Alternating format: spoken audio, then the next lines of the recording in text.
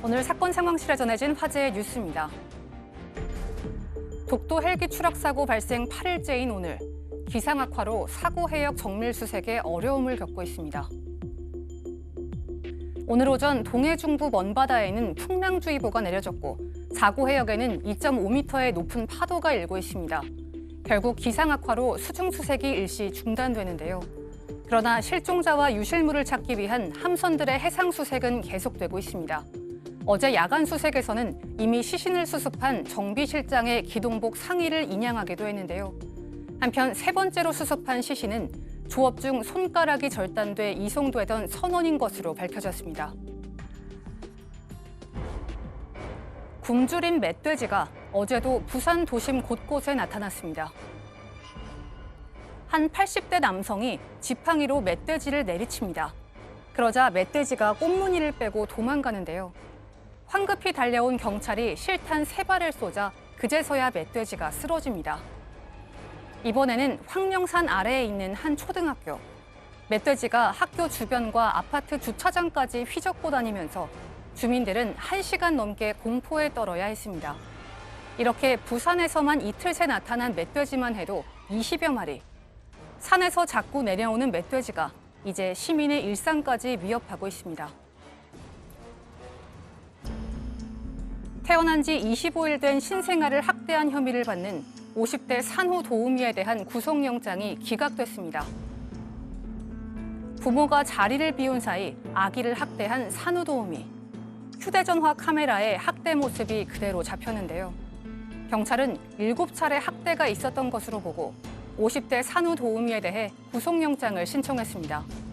하지만 법원은 범죄 사실이 소명됐지만 주거가 일정하고 도주 우려가 없다며 영장을 기각했습니다. 한편 경찰은 산후 도우미를 파견한 업체에 대해서 관리 감독 의무를 소홀히 했는지 여부를 두고 조사하고 있습니다. 전 남편 살인 사건으로 구속 기소된 고유정이 의붓아들을 살해한 혐의로 추가 기소됐습니다. 제주지검은 고유정을 의붓아들 살인 혐의로 기소하고 재판부에 현재 진행 중인 전 남편 살인 사건과 병합을 신청했다고 오늘 밝혔습니다. 경찰은 고유정이 지난 3월 2일 자고 있던 5살 의붓아들의 뒤통수를 10분 이상 눌러 살해한 것으로 보고 있습니다. 부검 결과 의붓아들의 사인도 외부 압력에 눌린 질식사로 추정됐었는데요. 검찰은 현 남편이 자신보다 의붓아들을 아끼는 태도를 본 고유정이 적개심을 품고 범행을 저질렀다고 판단했습니다. 네, 고유정 얘기해보죠. 이제 검찰이 고유정이 의붓 아들을 죽였다고 판단을 했군요. 그 이유가 무언가요? 몇 가지 됩니다. 일단은 현 남편이라고 해야겠죠. 현 남편의 모발에서 두세 차례 시도 끝에 수면 유도제 성분이 도출이 됐습니다. 그런데 그 수면 유도제 성분은 고유정이 지난달 11월에 처방받았던 그 약 중에 그 수면 유도제에 포함되어 있는 겁니다. 두 번째로는 고유정이 인터넷 검색을 했는데 질식사를 인터넷 검색한 사실이 밝혀졌어요. 네. 아시다시피 아이는 한 10여 분간 온몸을 눌린 상태에서 비구폐색 같은 질식사를 했지 않습니까? 그리고 세 번째로는 고유정이 거짓말 탐지기 조사를 2번 정도 했습니다. 거기에서도 전부 다 거짓 반응이 나왔어요. 그다음에 이제 네 번째로는 고유정의 휴대폰을 분석을 했더니 분명히 그 당시 아이가 사망할 그 시간대에 고유정은 깨어 있었다. 이게 입증이 됐고요. 마지막으로는 법의학자라든지 진술 분석 같은 거를 종합해 볼 때 고유정이 살해한 걸로 추정된다 이렇게 본 겁니다. 근데 지금 고유정과 관련해서 저희가 뭐 계속 얘기한 것 중에 하나가 뭐냐면 전 남편 살해 사건 같은 경우 6차 공판까지 지금 재판이 진행 중에 있고요. 지금 검찰 입장에서는 의붓아들 사망 사건과 관련해서는 고유정이 죽인 것으로 지금 확신하고 있는 것 같은데 그러면 두 사건은 어떻게 되는 겁니까? 일단 병합해서 심리를 하게 되는데 원래 당초에 오늘 18일 날 전 남편 살인 사건에 관련해서 일단 그 최종 기일을 갖기로 했었는데 이거는 뭐 다시 시작해야 되는 상황이 됐습니다. 그러다 보니까 전 남편의 유족 측 입장에서는 이제 사실 이제 사건이 다 끝난 상황에서 재판도 끝나가는 상황에서 이게 병합돼서 다시 이제 재판이 진행돼야 하는데 그걸 바라보는 것도 사실 유족들에게 너무 가혹하다. 그래서 분리해 선고해달라고 그렇게 요청을 했다고 하는데요. 일단 이렇게 말씀드리면 될 것 같습니다.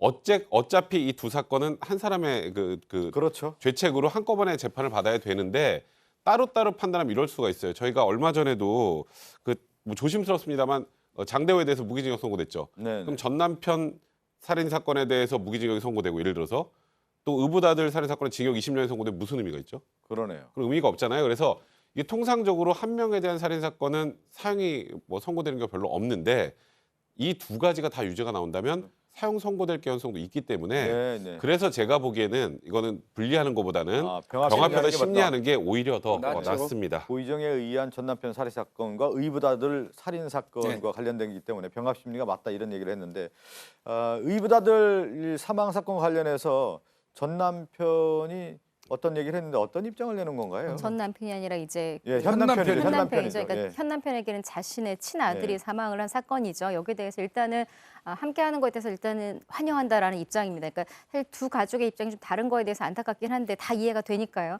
일단 현 남편 입장에서는 자신들의 사건의 경우에는 직접적인 증거가 부족한 상황이긴 하지만 검찰이 전 남편 살인 사건과 병합을 신청한다라는 것 자체가 의미가 아마도 그만큼 유죄를 입증할 만한 충분한 수사가 이루어진 거라고 해석을 한다. 그러면서 재판 결과 가능하면 법정 최고형인 사형이 선고되길 바란다라고 밝혔습니다. 물론 전 남편 유족들 같은 경우에는 올해 안에 빨리 무슨 선고가 나와 처벌받는 걸 네. 조금 가슴에 한이니까요. 보고 싶겠지만 이제 큰 그림에서 조금 이 부분은 감내를 하셔야 될 것 같습니다. 네.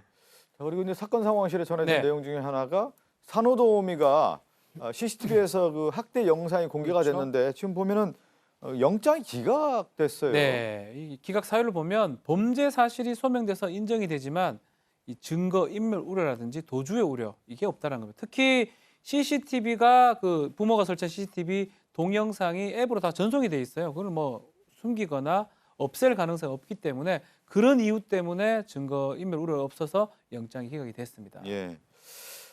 지금 뭐 이제 생후 25일 된 아이 그 CCTV 영상 저희가 보면 산호도우미가 실제 그 학대하는 영상이 그대로 드러나는데 영장 실질 심사가 진행이 됐는데 당시 그 분위기가 어땠다고 좀 나오고 있나요? 일단 여성 영장 네. 실질 심사 받으면서 계속 흐느낀 것으로 전해졌습니다. 이 가사 도우미는 영장 실질 심사 받고 법원 나오면서도 계속 흐느끼면서 내가 죽을 죄를 졌다라고 이제 힘들어하는 모습. 어쩌면 반성과 죄책감 때문에 이러는 걸 수도 있겠습니다만 정작 피해 아이의 이제 아버지 같은 경우에는 또 이런 심정입니다. 정작 울어야 되고 힘들어야 될 사람은 난데 왜 저렇게 흐느끼면서 법정에서 저런 모습을 그러니까 영장 기각 결정에도 좀 화가 나고 있고 이 가운데 왜 본인이 울고 있냐 이 상황이 진짜 울고 싶은 사람은 난데 이런 말씀을 하시기도 했습니다. 요즘 보면 이제 산후도우미뿐만 아니라 아동을 맡기는 어떤 그 도우미들이 학대하는 영상들이 공개되다 보니까 아이 키우는 부모님 입장에서 상당히 이제 불안해하는 건데 지금 영장 실질 심사의 어떤 과정에서도 흐느꼈다고 하는 얘기가 나왔지만 이런 학대 영상이 나오면 항상 불안한 것은 부모님일 수밖에 없죠.